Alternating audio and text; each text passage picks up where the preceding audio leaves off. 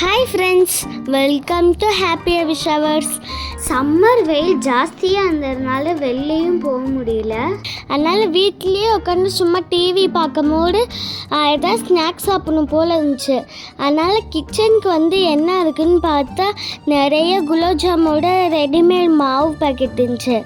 சரின்னு சொல்லி குலாப் ஜாம் செய்கிற மூடு வந்துடுச்சு. அதனால் அப்படியே குலாப் ஜாம் செய்ய போயிட்டோம். நான் என்னென்ன செய்கிறேன்னு நீங்களும் என் கூடவே வந்து பாருங்கள். ஃபஸ்ட்டு ஒரு பவுலில் இந்த ரெடிமேட் மிக்ஸ் மாவை போட்டுட்டு அதில் கொஞ்சம் கொஞ்சமாக தண்ணி ஊற்றினேன். எங்கள் அம்மா தான் எனக்கு கைட் பண்ணிக்கிட்டே இருந்தாங்க, என்னென்ன செய்யணும் என்னென்ன செய்யக்கூடாதுன்னு. நான் கொஞ்சம் கொஞ்சமாக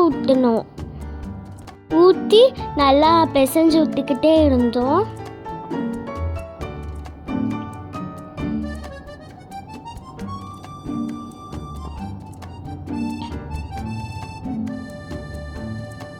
அப்புறம் கொஞ்சம் நெய் ஊற்றிக்கிட்டோம், கொஞ்சம் டேஸ்ட்டுக்காண்டி.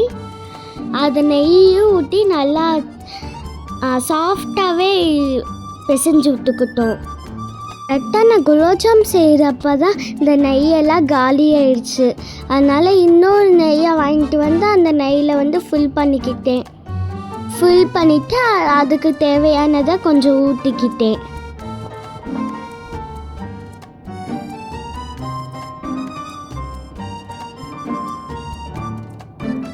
ஊற்றி திருப்பி நான் பேச ஆரம்பிச்சிட்டேன். நெய் யாருக்கெல்லாம் ரொம்ப பிடிக்குமோ அவங்கெல்லாம் அவங்களுக்கு தேவையான எவ்வளோ வேணால் ஊற்றிக்கோங்க. ஏன்னா எங்கள் வீட்டில் பாதி பேருக்கு நெய் பிடிக்காது, அதனால் நாங்கள் கம்மியாகவே ஊற்றிக்கிட்டோம்.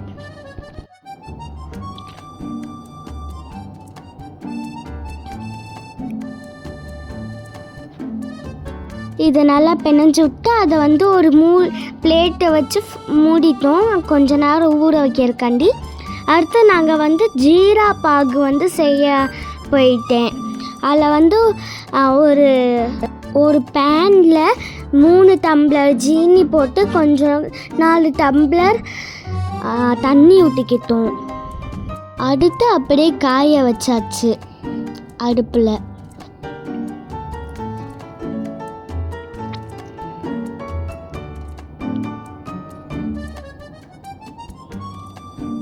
ஒரு வழியாக நாங்கள் ஜீரா தண்ணியை ஒரு அடுப்பில் வச்சு இன்னொரு அடுப்பு 10 நிமிஷம் ஆயிடுச்சு. அதனால் அந்த மாவெல்லாம் உருட்டி இன்னொரு அடுப்பில் எண்ணெய் ஊற்றி வச்சாச்சு.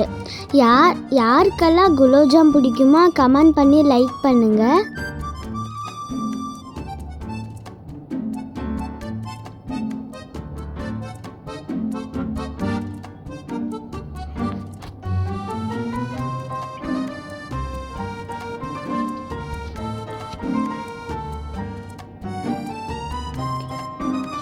அப்புறம் இன்னொரு வடை சட்டி எடுத்து அதில் எண்ணெயை ஊற்றிக்கிட்டோம். ஏன்னா உருட்டி வச்ச மாவெல்லாம் இதில் போட்டு சிம்லேயே வச்சுக்கணும். எப்போயுமே குலாப்ஜாம் செய்யும் போது எண்ணெய் அப்படியே மீடியமாக தான் இருக்கணும்.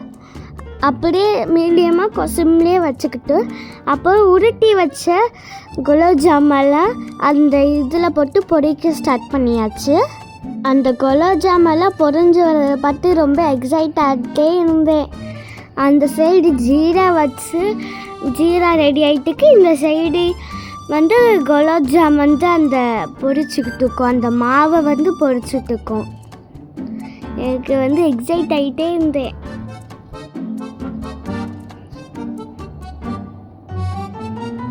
கொஞ்ச நேரத்தில் குலாப்ஜாமெல்லாம் ப்ரௌன் ஆயிடுச்சு. அப்புறம் எண்ணெய் அதில் கொஞ்சோண்டு ஜீராவில் லெமன் புழிஞ்சு விட்டோம். அப்போ தான் அந்த மண்ணெல்லாம் போகும், டஸ்ட்ஸ் எல்லாம் போகும்னு சொல்லி. இங்கே பாருங்களேன், குலாப்ஜாம் அப்படியே பொரிஞ்சு வர எனக்கு சூப்பராக இருந்துச்சு. பார்க்கவே இன்ட்ரெஸ்டிங்காக இருந்துச்சு, சவுண்டும் நல்லா இருந்துச்சு. பார்க்குறவங்க நீங்களாம் குலாப்ஜாமும் பிடிக்கும், வேறு என்ன ஸ்வீட்ஸும் பிடிக்கும்னு சொல்லி கமெண்ட் பண்ணுங்கள்.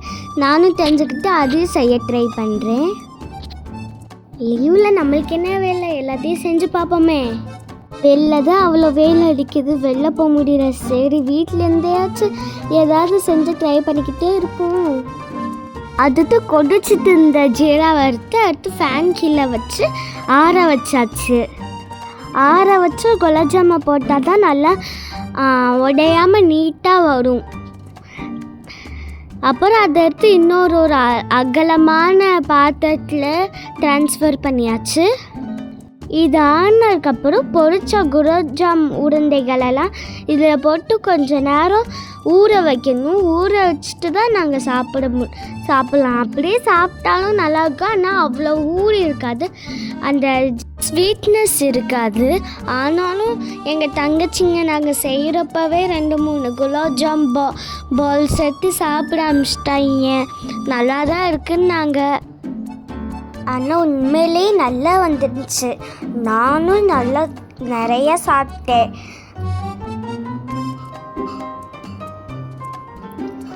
ஓகே ஃப்ரெண்ட்ஸ், இந்த வீடியோ உங்களுக்கு பிடிச்சிருந்துச்சுன்னா, இந்த ஸ்வீட்ஸும் உங்களுக்கு பிடிச்சிருந்துச்சுன்னா லைக் பண்ணுங்கள், ஷேர் பண்ணுங்கள், கமெண்ட் பண்ணுங்கள். மறக்காமல் சப்ஸ்கிரைப் பண்ணிக்கோங்க, பெல் ஐக்கானை கிளிக் பண்ணிக்கோங்க. பாய். இதோட அவுட்புட் பாருங்கள்.